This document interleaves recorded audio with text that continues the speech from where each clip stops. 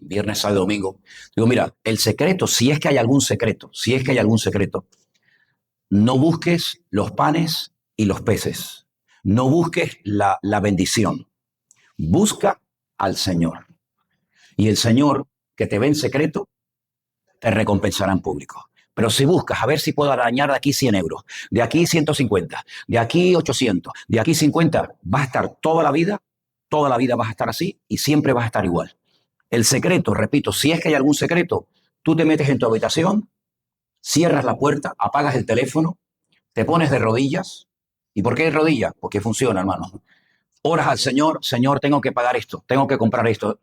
Cierras la puerta, usted dice amén y ahora tranquilamente te relajas, descansas en el Señor y el Señor, dice la Biblia, que te va a recompensar en público. Y lo vemos todos los días, todos los días. El Centro Evangélico Villanueva empezó con 6 personas. 6 personas fue el primer culto que yo realicé en Santa Cruz de Tenerife hace 23 años atrás. 6 personas el primer culto. Y mira todo lo que el Señor ha dado y mira cómo el Señor ha bendecido. No somos un ministerio perfecto, no somos una iglesia perfecta. Si alguien busca una iglesia perfecta, no vengas a esta porque no vas a encontrarla. Tampoco hay un marido perfecto, ¿verdad, hermano? Ustedes lo saben bien, ¿verdad? Ah, que sí. No hay un marido perfecto, no hay un padre perfecto, no hay hijos perfectos, no hay pastores perfectos, no hay iglesias perfectas, no hay nada perfecto en el mundo. El único perfecto es nuestro Dios.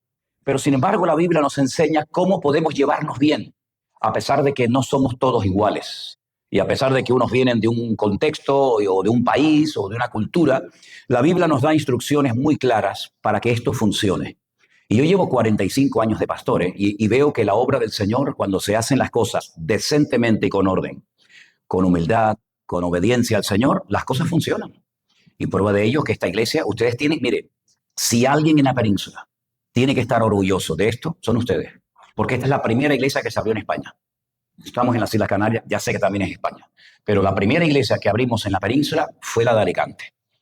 Ya estaban otros hermanos por otro lugar, pero tienen que pelear y tienen que unirse y tienen que trabajar juntos y respetarse y amarse. Y por eso voy a leerles en esta mañana una porción que a mí me encanta, una porción preciosa, que se encuentra en Efesios, la carta de Pablo a los Efesios, en el capítulo 4.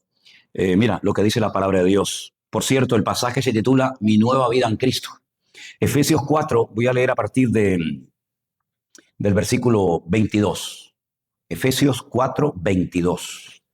Y así dice la palabra del Señor en esta mañana. Ah, bueno, veo que lo tienen por ahí, ¿no? Estupendo. En cuanto a la pasada manera de vivir, todos tenemos un pasado. En cuanto a la pasada manera de vivir, dice aquí, despojaos del viejo hombre, que está viciado conforme a los deseos engañosos. Renovaos en el espíritu de vuestra mente. Vestíos del nuevo hombre, creado según Dios en la justicia y santidad de la verdad. Fíjense que 3 expresiones: despojaos, renovaos y vestíos. Hay cosas que yo tengo que quitar de mi vida para que otras sean puestas en mi vida. Pero también hace falta un deseo genuino de ser renovado por el Señor.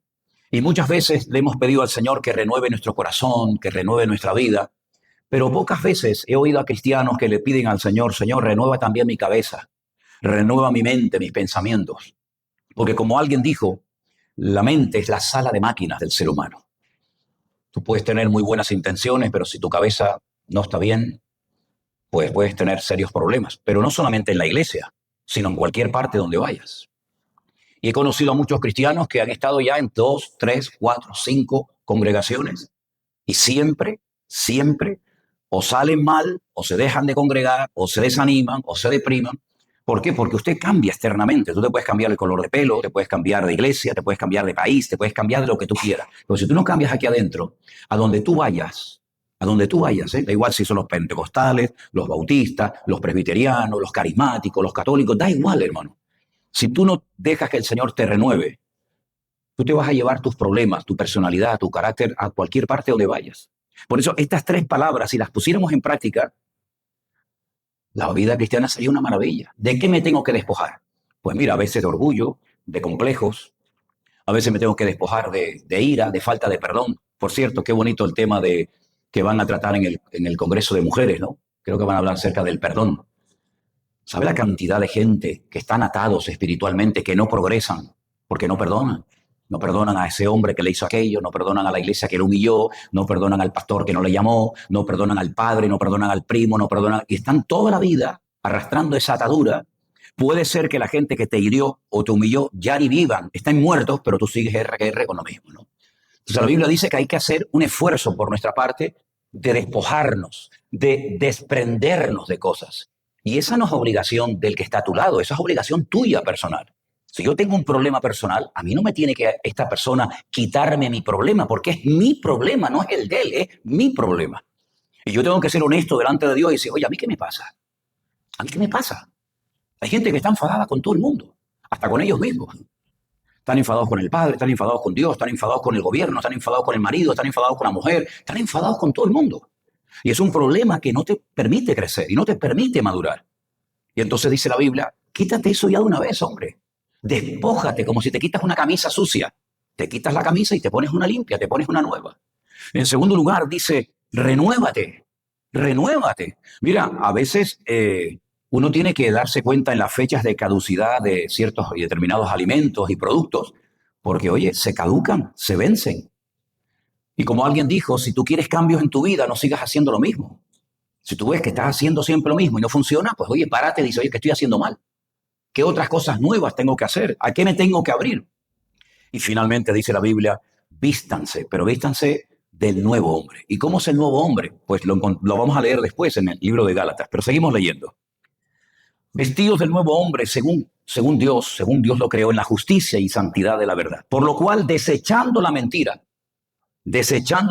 hablad verdad, cada uno con su prójimo, porque somos miembros los unos de los otros. Ahora fíjate qué consejos tan increíbles el Señor nos da a través de este hombre. Airaos, pero no pequéis. No se ponga el sol sobre vuestro enojo. Es decir, nunca te lleves a la cama los problemas del día. Nunca. ¿Cuántas personas han tenido úlceras, problemas de nervios, pesadillas, vueltas para aquí, vueltas para allá? Porque están toda la noche dándole vuelta a la calle. Mañana cuando lo vea le voy a decir, y pasado, porque él me dijo, porque yo le dije, porque yo lo... Vete a la cama en paz. Yo muchas veces le he dicho a Elena, mira, en la cama no vamos a estar hablando de la hermana tal, de la iglesia de no sé qué, de los hermanos de Colombia, del otro... No. Yo bastante tengo con las horas del día como para encima llevarme a la cama los problemas de media humanidad, que por cierto yo no soy capaz de arreglar los problemas ni la vida a nadie. Entonces la Biblia dice que no se ponga el sol sobre vuestro enojo. Es una forma de decir, mira, cuando termine el día se acabó, hasta aquí llegamos. No le deis lugar al diablo. Fíjate qué versículo tan corto. Pero anoche y antes de ayer estuve toda la noche pensando en este versículo. No le deis lugar al diablo. Y yo le preguntaba al Señor, ¿y cómo le puedo dar lugar yo al diablo? Otra cosa que quiero decir muy importante. Ninguna carta de la Biblia se escribió a gente inconversa. Ninguna carta de Pablo, de Juan, de Pedro o de cualquier otro personaje se escribió a inconversos, a gente que no son creyentes. No. Todo se escribió a creyentes. Y mi pregunta que yo me hacía es, si las cartas de la Biblia se escribieron a cristianos, a iglesias, incluida la de carta de Pablo a los Efesios, ¿cómo se le puede decir a un cristiano, no le des lugar al diablo? Pero si ya soy cristiano, ¿le puede un cristiano dar lugar al diablo, al enemigo en su vida? Bueno, por si acaso no lo tienes claro, yo te voy a poner un ejemplo. A ver si te vale. La Biblia dice que el Señor Jesucristo un día se llevó a sus discípulos a un lugar llamado Cesarea de Filipo. Y allí le pregunta a sus discípulos, ¿qué dice la gente por ahí de mí? ¿Qué se comenta? ¿Qué habla? Bueno, algunos piensan que tú eres Juan el Bautista, que ha resucitado de los muertos. Otro piensa que tú eres el profeta Elías, que había de venir, ¿verdad? Bueno, después de escuchar varias opiniones, el Señor Jesucristo se le queda mirando a sus discípulos y les dice, ¿y yo para ustedes quién soy? Porque eso es lo que la gente de la calle dice de mí. Pero yo quiero saber lo que ustedes, que me conocen y vivimos juntos, opinan de mí. ¿Ustedes qué creen que soy yo? Todos se quedaron callados.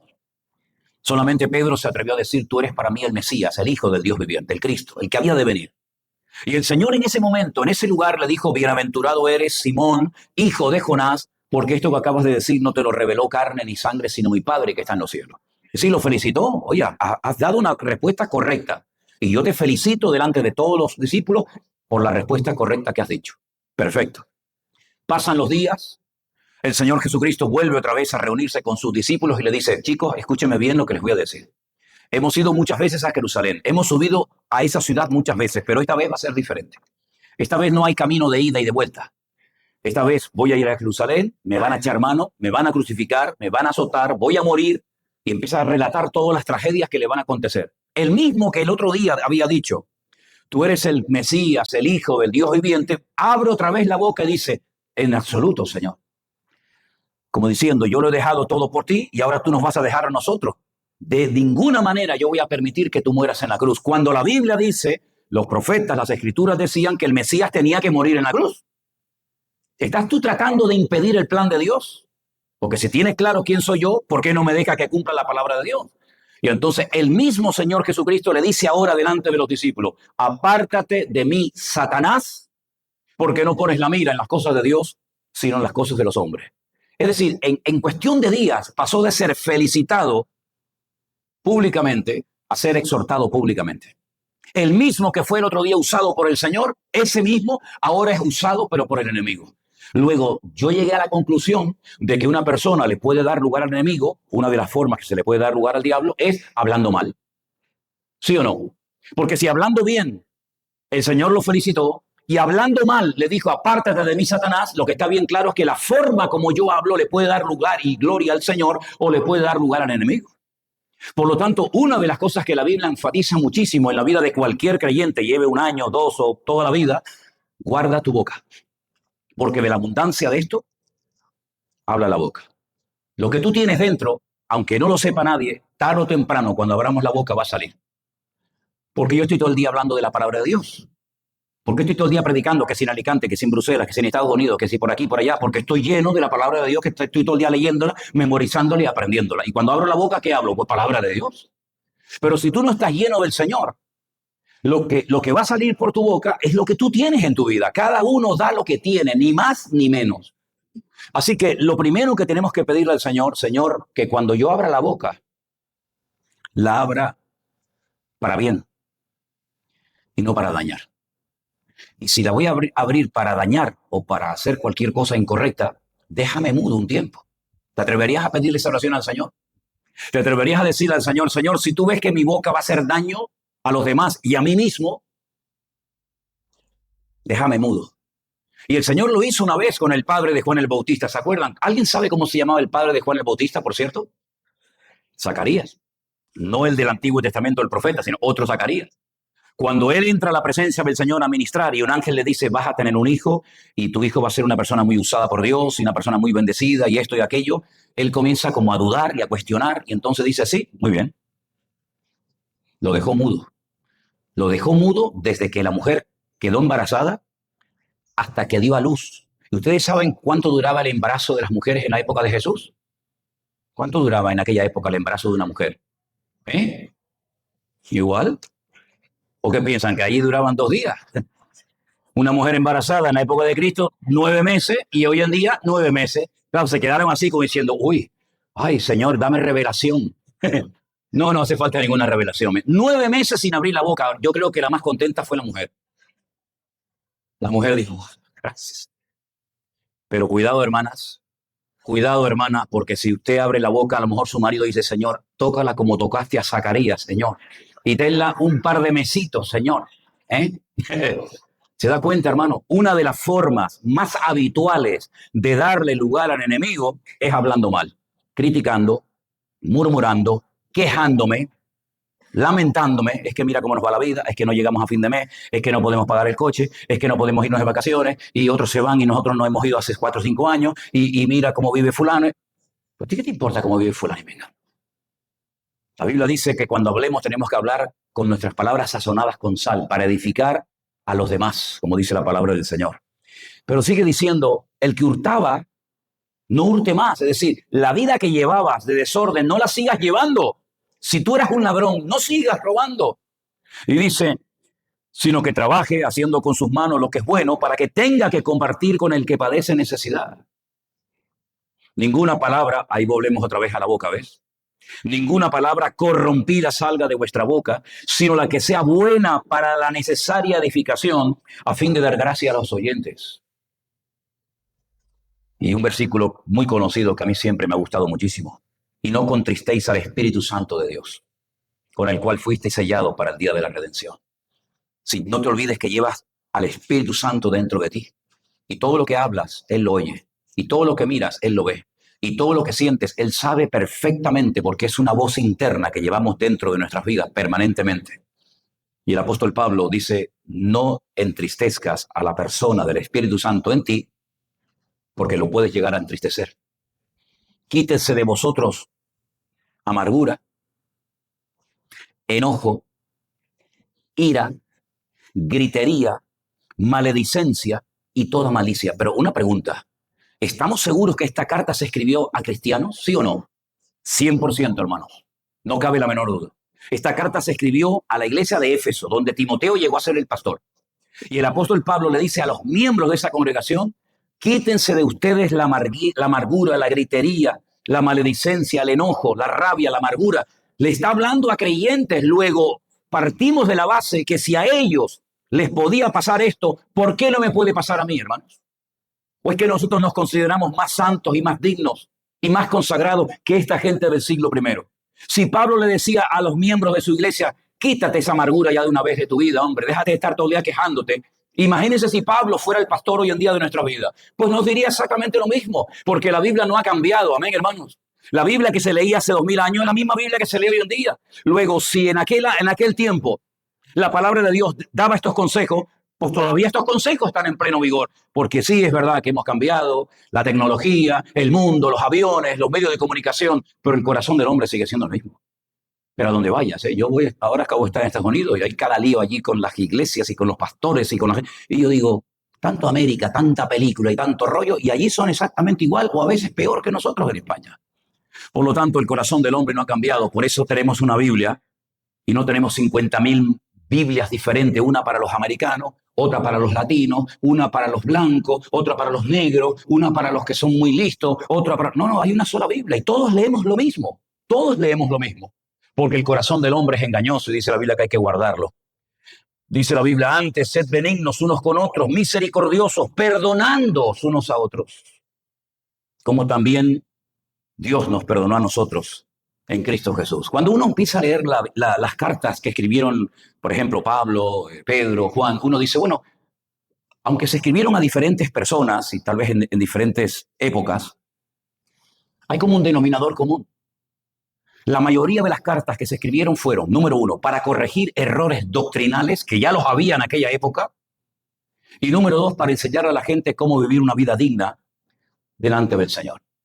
Es verdad, Pablo utiliza unos términos y unos ejemplos diferentes a lo mejor a los que utiliza Juan. Uno enfatiza mucho una cosa y el otro enfatiza otra, pero en el fondo, si las pusiéramos todos encima de la mesa, diríamos, y llegaríamos a la siguiente conclusión. La inmensa mayoría de las cosas que se escribieron en la Biblia se escribieron para que las iglesias no dieran lugar a falsas doctrinas, a falsas enseñanzas, a falsos pastores, obreros y apóstoles. Y en segundo lugar, para enseñarle a la gente cómo puedo vivir una vida cristiana victoriosa. Lee Corintios y va en la misma línea. Corregir lo que estaban haciendo mal y decir a la gente, no sean niños, no sean inmaduros, no sean carnales. Te vas a Éfeso, quítense de vosotros la gritería, la maledicencia, la amargura. Te vas a otras cartas y más o menos van en la misma línea. Y es que son dos cosas fundamentales en la vida de una iglesia. Que se enseñe la palabra, lo que llamamos la sana doctrina, y más en estos tiempos en los que estamos viviendo. Y en segundo lugar, enseñarle a la gente cómo se perdona. Porque en algún momento de tu vida, dentro de la iglesia, no digo fuera, dentro de la iglesia tendrás que perdonar a alguien. O tú tendrás que pedirle perdón a alguien. O es que somos tan santos que ya este tema lo tenemos más que superado. Eso no te lo crees ni tú. Y dentro de la iglesia tendremos en algún momento determinado que quebrantarnos y pedirle perdón al Señor. ¿Y por qué? Porque somos seres humanos, hermanos. Y las iglesias son el taller que Dios utiliza hoy en día para tratar con nuestra vida. Mira, tú no vas a trabajar para que te cambien el carácter. Ese no es el objetivo. Yo no mando a mi hija o mi hijo a una universidad para que le enseñen a ser bueno. Es que las escuelas no están diseñadas para eso. Pero Dios ha puesto su cuerpo, que es la iglesia en esta tierra, para que aprendamos a convivir. Oye, no te olvides que vamos a tener que estar toda la eternidad juntos, ¿eh? Entonces vamos a comenzar a practicar desde ahora, ¿no te parece? Vamos a comenzar a practicar desde ahora, porque si no nos aguantamos aquí ahora, imagínate estar toda la vida juntos en la eternidad. ¿eh? Entonces, esto es como un noviazgo, ¿sí? ¿Tú te acuerdas de tu noviazgo? ¿A que sí? ¿Cómo han cambiado las cosas, no? Estamos ahora en un noviazgo, nos estamos conociendo, pero después vamos a tener que estar por toda la eternidad y que no te pase lo que nos dijo en Israel una hermana que era mujer de pastor, que me dijo, mira, Manolo, yo no sé si mi marido cuando yo me muera lo voy a encontrar en la gloria. Fíjate lo que me dijo, y el marido era pastor. Yo no sé si él va a estar ahí arriba o no, pero solamente le voy a pedir un favor al Señor. Señor, si mi marido va a estar ahí arriba, yo te pido que me lo pongas en la otra punta del paraíso y a mí me pongas en la otra punta porque yo no quiero ver a este hombre nunca más en mi vida. Y nos quedamos así, decimos, madre mía, pero ¿esto qué es? ¿Esto qué es? Ni lo aguantó aquí, ni lo quería aguantar allá, ¿no? Entonces, estamos haciendo prácticas en esta vida, estamos de paso, por mucho que podamos vivir. En segundo lugar, una de las cosas que la Biblia nos enseña es a que el carácter, la figura de Cristo se vaya cada vez manifestando más en nuestra vida.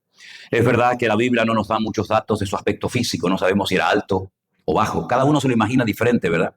Unos con barba, otros sin barba, unos con pelo largo, otros con...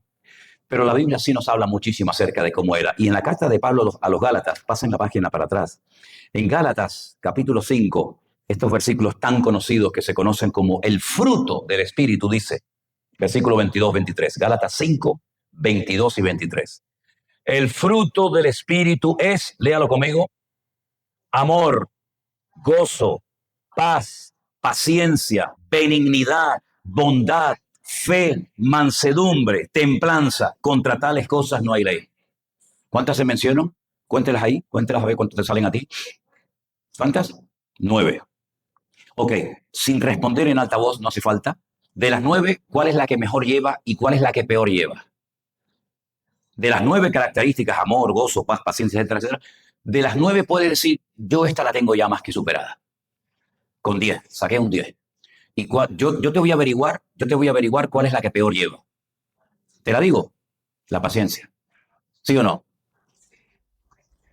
Pues no habla de los frutos en plural, sino habla del fruto. Es decir, que estas 9 características se tienen que ir manifestando poco a poco en nuestra vida. Y tú dices, ¿y quién en la Biblia? ¿Quién en la Biblia tenía todo esto? ¿Será Sara? ¿Será Abraham? ¿Será Moisés? ¿Tú no te has dado cuenta que en la Biblia no dice, maridos, amad a vuestras mujeres como Abraham amó a Sara? ¿Has leído ese versículo?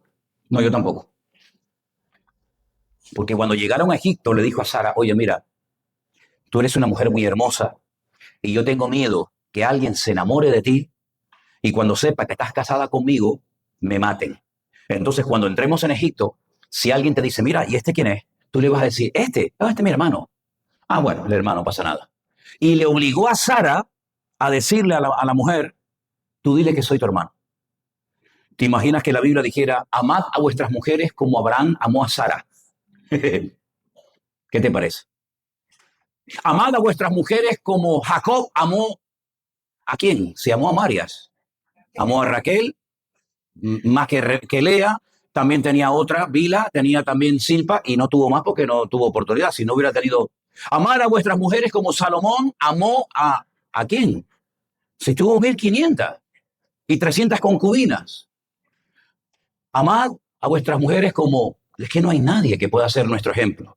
Pero la Biblia, verdad que dice, amad a vuestras mujeres como Cristo amó a la iglesia y se dio a sí mismo por ella y la sustenta y la cuida. ¿Cuántos dicen amén?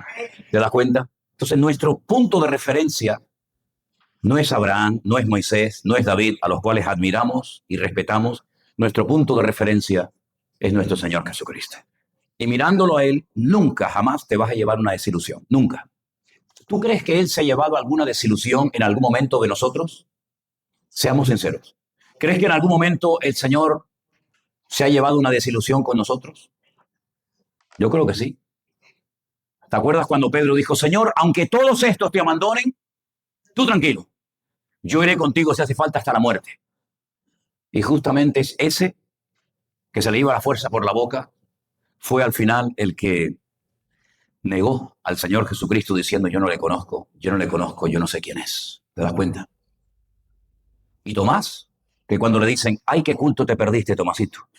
Te perdiste un culto impresionante, pero ¿qué pasó en el culto? Que se presentó el Señor en el culto. ¿Cómo se va a presentar el Señor si lo mataron? Lo hemos visto, lo hemos tocado, ha comido con nosotros y llega a decir, si no toco con mis manos y meto mis manos en sus heridas, yo no creo. ¿Qué desilusión se habrá llevado el Señor, verdad? Si con nosotros el Señor seguramente se habrá llevado alguna desilusión más que otra. Pero ¿alguno aquí se ha llevado alguna vez alguna desilusión con el Señor? Cuando tenía que haberte respondido, te respondió. Cuando tenía que haberte levantado, te levantó. Cuando tenía que haberte sanado, te sanó. Cuando tenía que haberte dado lo que tanto habías clamado, que ya casi lo dabas por perdido, resulta que vino la respuesta y la bendición de Dios en nuestra vida. Jamás nos vamos a llevar una desilusión con el Señor. Pues entonces sigamos solamente al Señor. Miremos solamente al Señor, porque Él es nuestro punto de referencia en todo, en amor, en paciencia, en fidelidad, en absolutamente en todo, hasta en puntualidad. Porque la Biblia dice que cuando María Magdalena iba temprano a la mañana con otras mujeres, se iban preguntando, ¿y quién nos removerá la piedra? Porque no hemos terminado de ponerle todos el ungüento y todos los perfumes que teníamos que haberle puesto por la premura del Shabbat. Entonces, ¿quién nos removerá la piedra? Y cuando llegan al sepulcro, resulta que la piedra ya se había removido hacía horas y el Señor estaba fuera del sepulcro. En todo, el Señor es un ejemplo para cada uno de nosotros. Por lo tanto, si queremos que esta iglesia funcione, si queremos que tu matrimonio funcione, si queremos que nuestra vida funcione y esté siempre bien delante del Señor, miremos y sigamos y obedezcamos solamente al Rey de Reyes y al Señor de los Señores. ¿Cuántos dicen amén? Aleluya. Y así todo va a ir bien. Todo va a ir perfectamente. Ahora, ojo, si no todos, el 99% de los que leían estas cartas en aquella época, llámese Tesalonicenses, Corintios, Filipenses o de donde fueran, la inmensa mayoría de los creyentes de aquella época estaban siendo perseguidos. No es como hoy en día que hay lugares donde están siendo masacrados nuestros hermanos. Por ejemplo, otro día en Congo mataron a un montón de hermanos. En Nigeria ya llevan como 7,000 y pico muertos y están quemando iglesias por todas partes en África. Sabemos que hay partes, hay sectores del mundo donde los cristianos lo están pasando muy, muy mal, pero también hay otros sectores donde los cristianos tienen libertad. Nosotros somos prueba de ello. Podemos tener la puerta abierta, podemos utilizar megafonía, puedes ir por la calle sin ningún problema, nadie te va a perseguir, ¿verdad? Pero en aquellos tiempos no era así. En aquellos tiempos ser cristiano era firmar tu sentencia de muerte. Bautizarte públicamente era que cortaban el lazo familiar, te hacían el vacío, podías perder tu trabajo, etcétera, etcétera. Sin embargo, aquellos creyentes fueron capaces de mantenerse firmes en los caminos del Señor, recibieron la palabra y la lograron transmitir a la siguiente generación. Y es increíble ver, por ejemplo, cuando ves a Timoteo, que era el pastor de la iglesia de Éfeso, cómo Pablo le escribe una carta personal, digamos, de pastor a pastor, y le dice, la fe que ahora tienes, Timoteo, no te olvides que primeramente estuvo en tu abuela Loida y después en tu madre Eunice, y estoy seguro que en ti también. En otras palabras, era gente que sabía traspasar a los hijos, sabía enseñarle a los nietos la palabra del Señor, de tal manera que moría la abuela, pero estaba la madre, y moría la madre y estaba el hijo, y moría el hijo y estaba el nieto, y así la palabra iba corriendo hasta nosotros hoy en día. Pero saben que yo me he preguntado muchas veces, si en vez de haber nacido ellos en aquella época, nos hubiera tocado a nosotros recibir la palabra y transmitirla en aquella época, ¿qué hubiera sucedido? Y les voy a poner un ejemplo que si alguien se siente aludido, lo lamento mucho, pero si te sientes aludido, por algo será. ¿Cuándo fue la última persona que tú llevaste a los pies de Cristo? La última persona que tú dijiste, mira, el Señor murió por ti, Él pagó el precio de tus pecados en la cruz del Calvario, Él resucitó al tercer día. ¿Te gustaría aceptarlo y seguirlo como tu Señor y Salvador personal? ¿Cuándo fue la última vez que te pasó eso? Bueno, gloria a Dios, me parece muy bien. Pero, ¿y dentro de 50 años? Nuestros hijos, los niñitos que están ahora mismo allá adentro en la escuela dominical, ¿esos niñitos seguirán con esta congregación? ¿O esto cuando nosotros nos muramos y vayamos envejeciendo, se va a ir apagando, apagando, apagando y el día de mañana aquí pueden hacer un gimnasio o un supermercado o una tienda de chinos? Te voy a poner un ejemplo. Nunca lo había hecho, pero lo hice ahora que estuve en Estados Unidos. Como hay unos hermanos, nuestra congregación en San Francisco, están pensando y están orando para que el Señor les dé un lugar propio, porque ellos alquilan el salón de actos de un colegio. Y es un lío, tienen que montar, desmontar, montar, desmontar el equipo de sonido. Les gustaría reunirse más a menudo, pero no pueden. Pues están orando para que el Señor les sorprenda, ¿no? Y les dé un lugar propio para que puedan reunirse. Y estamos orando por ello. Y me dio por meterme en una página web. Lo pueden hacer ustedes mismos cuando quieran. Iglesias evangélicas en venta en los Estados Unidos. Oye, cuando abro la página, una de las muchas páginas que hay, me encuentro que hay en todos los estados, son 50 estados en Estados Unidos, desde Alaska, todos los estados de Estados Unidos, en San Francisco 20 iglesias, en Los Ángeles 40 iglesias, en Miami 20 iglesias, en Arkansas 45, en Oregón, no sé, y tú dices, pero ¿cuántas iglesias evangélicas están viendo en Estados Unidos? Con las fotografías, esta tiene no sé cuántos terrenos, esta tiene una iglesia, esta tiene un campo de fútbol, esta es más chica, esta es más grande, esta vale 3 millones, esta vale 5 millones, esta vale 1 millón, esta vale 10 millones, y tú dices, pero ¿cómo se pueden estar vendiendo tantos miles de iglesias en Estados Unidos? Cuando siempre hemos dicho, oh, Estados Unidos, aquí todo el mundo es cristiano. ¿Qué va a ser todo el mundo cristiano? Es verdad que íbamos ahora, por ejemplo, a predicar a ciertos lugares y mientras ibas por la carretera te encontrabas, sin exagerarte, 10, 15 o 20 iglesias por el camino. Pero ¿cuántas iglesias se están vendiendo y por qué se venden tantas iglesias en los Estados Unidos? Pues porque dejaron de crecer. Porque muchas iglesias americanas se fueron la gente envejeciendo, los chicos se fueron a la universidad, se casaron, se fueron a otros estados, se fueron a otros países. Se quedaron los viejitos en la iglesia, los padres o los abuelos, fueron envejeciendo, se quedaron con una propiedad espectacular, pero ya no la pueden mantener porque son 7, 8, 10, 20, y estamos hablando de una iglesia que a lo mejor tenía 1.500 miembros, con campos de fútbol, con casas, con piscinas, con bueno, una locura, y se están vendiendo. Yo digo, qué tragedia, ¿no? Iglesias que a lo mejor en su época, si hubiéramos retrocedido en el tiempo, pues hubieran sido iglesias enormes. Me pasó una vez en Filadelfia, fui a una iglesia a predicar que se la habían dado al grupo de latinos, porque las iglesias que están creciendo en América, como en todas partes, son fundamentalmente de hermanos de Latinoamérica. Y es que esa iglesia, en la Segunda Guerra Mundial, todos los jóvenes de la iglesia, de hecho había unas placas en las puertas de la iglesia, las paredes, con todos los jóvenes que se fueron a pelear a la Segunda Guerra Mundial, y ninguno de ellos volvió, todos murieron en el desembarco de Normandía. Y se quedaron los padres, se quedaron los abuelos, y la iglesia fue envejeciendo y al final se quedaron 7 viejitos, el más joven 70 y pico de años, y al final alquilaron la iglesia a una congregación latina y al final le donaron la iglesia a los hermanos, una iglesia que tú la veías ser una iglesia enorme, como una catedral, algo gigante en medio de un montón de rascacielos, porque no la podían tocar porque era patrimonio de la ciudad.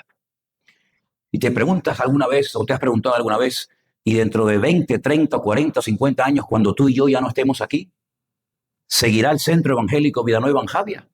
Estos chicos que están, ya digo, ahora mismo en la escuela dominical, tus hijos, sí, tus hijos, los míos ya no, pero tus hijos, tus nietos, ¿quién será el próximo pastor? ¿Quién será el próximo que toque la guitarra y la batería? Si es que la toca alguien. ¿Quién será los que se lleven a los niños a la escuela dominical a darle clases? ¿Has pensado alguna vez en eso? Porque si solamente vivimos para nuestra supervivencia espiritual, estamos cometiendo un gravísimo error. No estamos delegando, no estamos dando el testigo a la siguiente generación. Y cuando nosotros ya no estemos aquí, algunos se hayan vuelto a su país o nos hayamos muerto, la pregunta es, ¿y el futuro de esto cuál va a ser? Por eso la palabra de Dios se escribió con instrucciones concretas y específicas para que nos demos cuenta que si nosotros ahora mismo como padres o como abuelos no somos capaces de superar ciertos y determinados asuntos personales, esos que están ahora mismo en esa habitación no van a ser mejores cristianos que nosotros. Porque ellos están aprendiendo teóricamente de nosotros, los padres, o de nosotros, los abuelos. Pero si esos hijos o esos niños que hoy corretean y están en la iglesia, oyen a papá criticando en la iglesia, a la iglesia, o a los hermanos, o al pastor, no le exijas mañana a esa niña que tienes allá adentro en la escuela dominical que sea mejor cristiana que tú, porque toda la vida en la casa oyó a papá y a mamá hablando mal del pastor. Y no tenemos ninguna autoridad moral ni espiritual para exigirle a esos chiquititos que están ahí adentro, que sean mejores cristianos que nosotros. Pero que vean en nosotros lo que dice la Biblia, el Dios de Abraham. Sí, pero ¿y Abraham? No, y ahora el de Isaac. Y ahora ya murió. No, y ahora el de Jacob. Y ahora el de Judá. Y así fueron traspasando el testigo de generación en generación. Por eso una de las cosas que yo pienso que sería importantísimo que logremos superar todo lo que tengamos que superar, que aprendamos todo lo que tengamos que aprender para que durmamos con la conciencia tranquila de saber que cuando yo falte aquí, esto va a seguir igual o mejor. Y quiero terminar diciendo algo. Cuando yo salía hace años de la iglesia de viaje y llamaba a casa y decía, ¿qué tal el culto? Uy, hoy no vino casi nadie, Manolo. Como sabían que tú no estabas, la gente no venía. Y eso para mí era un dolor terrible. Porque dice, ¿pero qué está pasando ahí? Si la gente viene porque yo voy a predicar el domingo. Y si saben que yo no voy a estar, sino que voy a estar viajando por aquí y por allá, la gente no venía. Gracias al Señor. Eso ya forma parte de nuestra historia. Eso ya no es así. Es más, ¿cuántas veces hemos llamado? Y me han dicho, uy, vino un montón de gente. Y la iglesia camina perfectamente. Eso es lo que tenemos que anhelar, que cuando tú falles, no se note, ay, ya no vino la hermana tal. Pues si no vino, no pasa nada. Hay 40 iguales o mejor que tú, porque hemos reproducido nuestra fe, nuestro compromiso con el Señor. Ellos lo han aprendido y cuando nosotros faltemos aquí, que algún día faltaremos, no te quepa la menor duda, la iglesia y el cuerpo de Cristo va a seguir adelante porque le hemos enseñado a no poner la mirada en los hombres, sino como dice la palabra, si habéis resucitado con Cristo, poner la mira en las cosas de arriba y no en las de la tierra. Porque yo creo que una de las peores tragedias que a mí, no sé ustedes, una de las peores tragedias que a mí me podría pasar como padre es ver a mis hijos que no quieren saber nada del Señor. Yo estaría hecho polvo. Yo estaría destruido si yo sé que ahora mismo mis hijas están en la calle, con drogas, con novios del mundo, en discotecas, en bailes, en verbenas, en fiestas, para mí sería una tragedia tremenda. Ora para que tus hijos permanezcan en los caminos del Señor, pero van a permanecer si ven en ti que merece la pena ser cristiano. Si ven en ti que no merece la pena ser cristiano, te aseguro, porque lamentablemente lo he visto cientos de veces, que ahora están ahí porque tienen que venir, pero llegará el momento que digan, yo no voy más, mamá. ¿Cómo? No, yo no voy más. Con 13, 14, 15 años, aquí en España, cuando estos se enamoren de la gente del mundo y cuando vean que los chicos del mundo van por aquí y por allá y que en la iglesia en la que yo he ido toda mi vida resulta que mis propios padres o abuelos la criticaron, ¿qué pinto yo aquí dentro? Si ni siquiera ellos están contentos con la iglesia y me obligan a mí a ir a un sitio donde yo sé que mi padre no quiere estar, te irás tú. Pero los chicos no saben disimular. Por eso, hermano, la responsabilidad que tenemos nosotros sobre nuestros hombros es impresionante. Ahora entiendo por qué el Señor dijo, como hagan tropezar a uno de estos pequeños, como tú hagas tropezar a uno de estos niños por tu forma de hablar, lo mejor que podrías hacer es atarte una piedra de molino al cuello y tirarte antes de hacer tropezar a uno de estos pequeños. Que cuando vean cuando ellos vean a sus padres y a sus abuelos, digan, yo quiero ser como él. Yo quiero predicar como él, yo quiero cantar como él, yo quiero tocar. ¿Por qué Adriel está todo el día tocando la guitarra y la batería? Porque es lo que ve en casa, lo ha chupado desde chiquitito. Y eso es lo que tenemos que inculcarle, el amor al Señor y a su palabra. ¿Cuántos dicen amén? Así que trabajo hay más que suficiente. No tenemos tiempo ni para deprimirnos, ni para amedrentarnos, porque hay tanto trabajo dentro y fuera que hacer, que solamente el Señor nos dé la fuerza para poder cumplir con nuestras responsabilidades. Amén, hermanos. Cierra tus ojos, por favor, en esta mañana y dile de verdad, Señor, si así lo sientes, Señor, yo quiero ser un buen abuelo, un buen padre, una buena madre, para que esos niños que están en la escuela dominical me vean a mí y quieran ser como yo, Señor. Que nunca oigan al papá, ni a la mamá, ni a la tía, ni a la prima, ni al abuelo, que nunca los vean diciendo lo que no edifica. Que nunca puedan decir el día de mañana, sí, pero